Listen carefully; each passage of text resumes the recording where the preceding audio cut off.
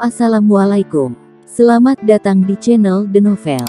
Kasih semangat Mimin dengan cara like dan subscribe. Kencan pura-pura pun selesai, makanan di meja sudah habis tak tersisa begitu dengan pula minuman. Tapi Weni dan teman-temannya dari meja sana belum juga berhenti memperhatikan Rena dan Andra. Andra berdiri mengulurkan tangan dan menengadahkan telapak tangannya kepada Rena untuk digenggam. Gadis cantik itu menyambutnya seperti tahu apa yang Andra maksud. Keduanya keluar dari restoran dengan bergandengan tangan. Teman-teman Weni saling pandang seolah tidak percaya. Pengusaha muda tampan berbakat dan sukses di negaranya ini kencan dengan seorang wanita biasa dan seorang pegawai biasa. Seperti ada sengatan kecil di telapak tangan Rena yang jemarinya sedang bertautan dengan jari Andra. Sedangkan Andra merasakan telapak tangan yang digenggamnya sangat lembut dan hangat. Petugas valet sudah berdiri di samping mobil yang terparkir eksklusif di depan lobi. Pria kurus yang memakai baju kuning dengan list biru itu pun memberikan kunci mobil kepada Andra yang dibalas Andra dengan memberikan selembar uang berwarna merah kepada pria itu. Setelah mendapatkan kuncinya, Andra membawa Rena ke pintu penumpang kemudian membukakan pintu mobil untuk Rena seperti pria sejati. Gadis cantik itu melepaskan genggamannya kemudian masuk ke dalam mobil. Rena bersumpah, belum pernah dirinya merasakan seperti seorang putri seperti ini. Gini ya rasanya pacaran sama orang kaya, batin Rena dengan senyum getir di bibirnya. Walaupun hanya pura-pura tapi setidaknya ia pernah diperlakukan seperti seorang tuan putri oleh pangeran tampan yang kini sedang berjalan setengah memutari mobilnya untuk kemudian duduk di belakang kemudi. Saat Andra sudah duduk di belakang kemudi, Rena terbawa suasana dan malah melemparkan senyum cantik kepada Andra yang dibalas pria itu dengan tatapan heran dan kening mengernyit. Senyum cantik itu berubah canggung, dan Rena langsung mengarahkan pandangannya dengan pura-pura mencari ujung seatbelt kemudian menariknya. Klik. Setelah bunyi seatbelt terpasang, Andra mulai melajukan mobil mewahnya dengan kecepatan sedang. Asteris di dalam mobil Andra, "Mas, antarnya sampai depan gang aja ya." Suara lembut gadis itu memecah keheningan yang sedari tadi terbentang di antara mereka. Andra hanya mengangguk pelan, lalu keheningan kembali mengambil alih. Jalanan ibu kota sangat padat pada saat jam pulang kerja, membuat perjalanan pulang mereka terasa lama. Keadaan di jalanan begitu semrawut seperti benang kusut. Tiba-tiba Andra teringat sesuatu. "Malam minggu nanti aku ingin memperkenalkanmu dengan om dan tanteku. Mengapa tidak dengan orang tuanya?" Batin Rena baru ingat dia harus pulang minggu ini. "Tapi Jumat ini aku mau pulang ke Bandung, melihat kondisi bapak pasca operasi. Sudah beberapa minggu aku gak pulang karena bekerja tambahan." Tutur Rena lirih. Andra tidak merespon, ekspresi wajahnya seperti terlihat tidak suka, padahal pria itu hanya kesal dengan kemacetan yang sedang dihadapinya. Harusnya tadi Pak Syam diajak saja, Andra mengerang dalam hati, kalau hari kerja aja gimana? Rena mencoba memberikan solusi, karena ia merasa tidak enak menolak ajakan Andra bertemu dengan om dan tantenya. "Kapan-kapan aja lah," saut Andra ketus dengan melengkungkan alisnya ke bawah. "Ya dia pasti marah." Batin Rena mendesah. Akhir-akhir ini ia memang sering melakukan itu saat berhadapan dengan pria dingin tanpa ekspresi di sampingnya. Uang 100 juta yang Andra berikan untuk operasi bapak, membuatnya seperti berhutang dan menuruti semua keinginan Andra dan Riko. Untung Andra bukan pria mesum sehingga Rena merasa aman. Di sisi lain Rena bersyukur dengan sikap dingin Andra. Rena memilih ujung blazer. Berkali-kali gadis itu menggigit bibir bawahnya bila sedang merasa gelisah, dan sikap tak biasa Rena bisa Andra tangkap dari sudut matanya. Tapi Andra tidak terlalu peduli. Ia membunyikan klakson dengan kencang saat mobil lain mengambil jalannya membuat Rena berjengit terkejut. "Tuh kan marah," batin Rena semakin gelisah. Akhirnya mereka sampai di mulut gang kosan Rena, pukul 9.51:09/26. "Sampai sini aja mas, gak perlu diantar, terima kasih makan malamnya ya mas," pamit Rena kemudian membuka pintu mobil. Dan lagi-lagi Andra diam, menatap Rena dengan ekspresi datar.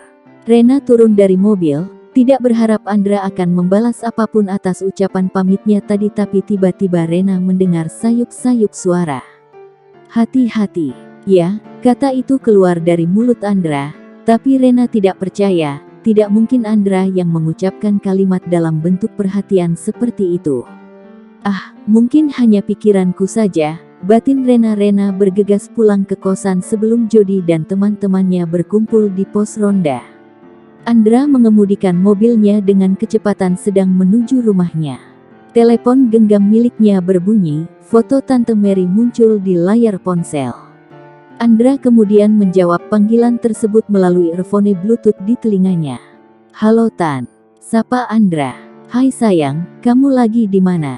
tanya Mary dari seberang telepon. "Aku lagi di jalan Tan," saut Andra datar. "Barusan ommu cerita, katanya kamu sudah punya pacar ya. Cepet banget dapetnya. Pria tampan seperti kamu itu memang tinggal pilih saja ya." Mary tertawa lepas, "Liatan." Andra tertawa kecil membalas lelucon tante kesayangannya. "Oh ya, om bilang kalau malam minggu ini kamu mau bawa pacar kamu makan malam di rumah tante. Tapi weekend ini om dan tante ada urusan di Bandung, bagaimana jika kita memajukan makan malamnya? Kebetulan Rena akan pulang weekend ini, apa sebaiknya bertemu di Bandung saja?" Batin Andra. "Tan, pacar aku orang Bandung, bagaimana kalau kita makan malam hari Sabtu di villa tante di Bandung?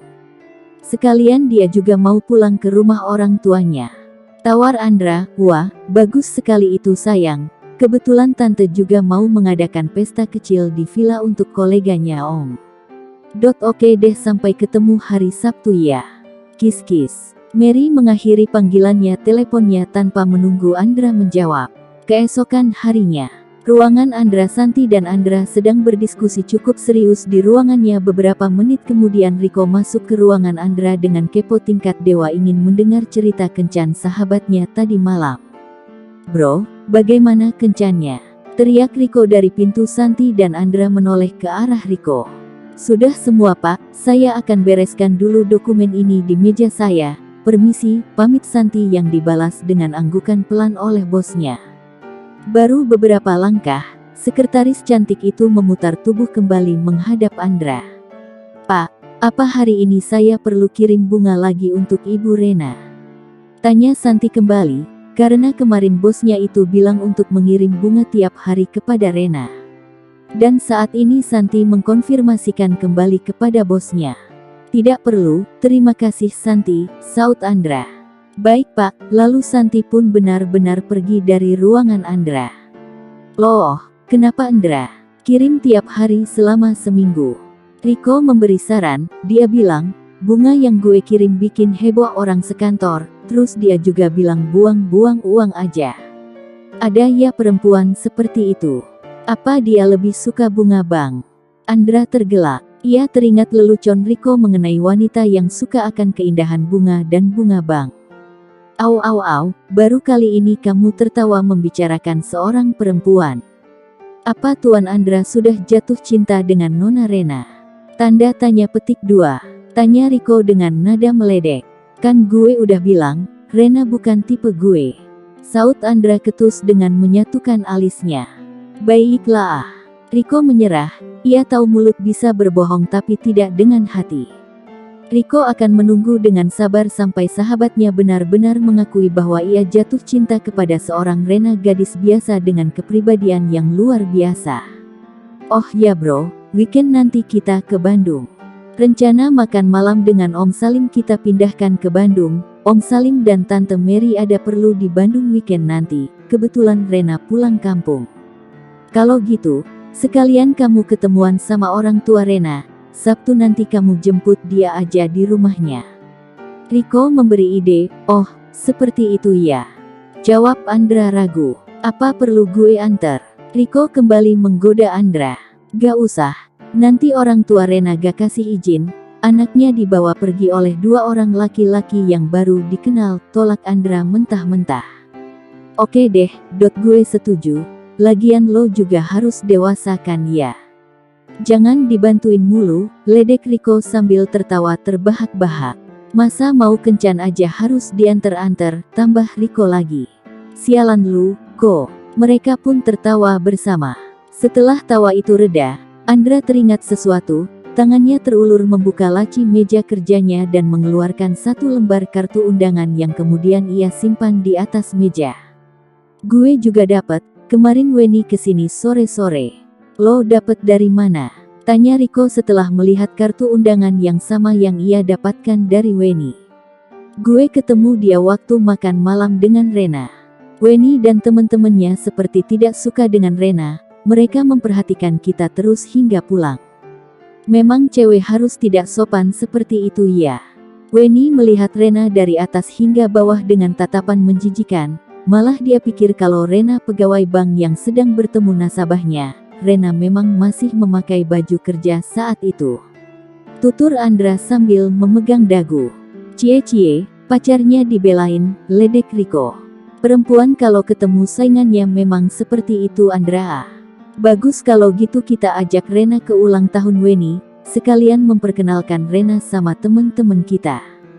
Belikan dia gaun yang cantik. Riko semangat memberi saran.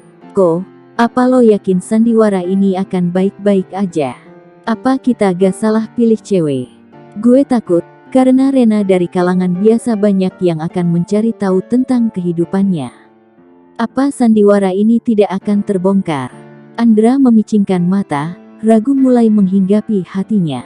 Dengan statusnya yang jauh di atas Rena, Andra tidak ingin Rena menjadi bahan bulian orang-orang yang tidak bertanggung jawab. Mungkin ia atau keluarganya tidak mempermasalahkan status sosial seseorang yang akan mendampinginya nanti, tapi orang-orang kurang kerjaan dan tidak bertanggung jawab pasti akan menjadikan hal itu bahan gunjingan dan itu berarti Rena yang akan terkena imbasnya. Kalau lo sandiwara dengan cewek-cewek dari kalangan kita, mereka tidak akan mau kawin kontrak, maunya kawin beneran dan mereka gak akan melepaskan lo, malah mereka akan melakukan apa saja untuk mendapatkan lo dan harta lo, Riko berujar dengan jelas dan tatapan serius. Ya udahlah, kita jalani aja. Andra akhirnya mengalah. Cie, ada yang abis kencan nih tadi malam, Mia menggoda Rena yang baru saja duduk di meja kerjanya. Dibalas dengan senyum merona gadis itu. Kenalin aku dong Rena. Mia memelaskan wajahnya, ia harus tahu siapa kekasih sahabatnya itu. Jangan ngaku sahabat bila tak tahu apapun tentang kekasih Rena. Nanti pasti aku kenalin. Rena berjanji. Dikenalin sama om-om, maksud Ren. Sela Erin sambil berlalu. Udah gak usah didengerin, dia mah sirik aja. Semua orang dia sirikin, ampe supervisor kita digosipin sama dia mah. Mia mengerucutkan bibirnya. Rena tersenyum pelik, sekali lagi Rena tidak mau terlibat masalah dengan siapapun ia memilih mengalah. Sabar dan diam dengan begitu dia akan terhindar dari masalah. Rena ingin hidup damai, fokus bekerja untuk keluarganya.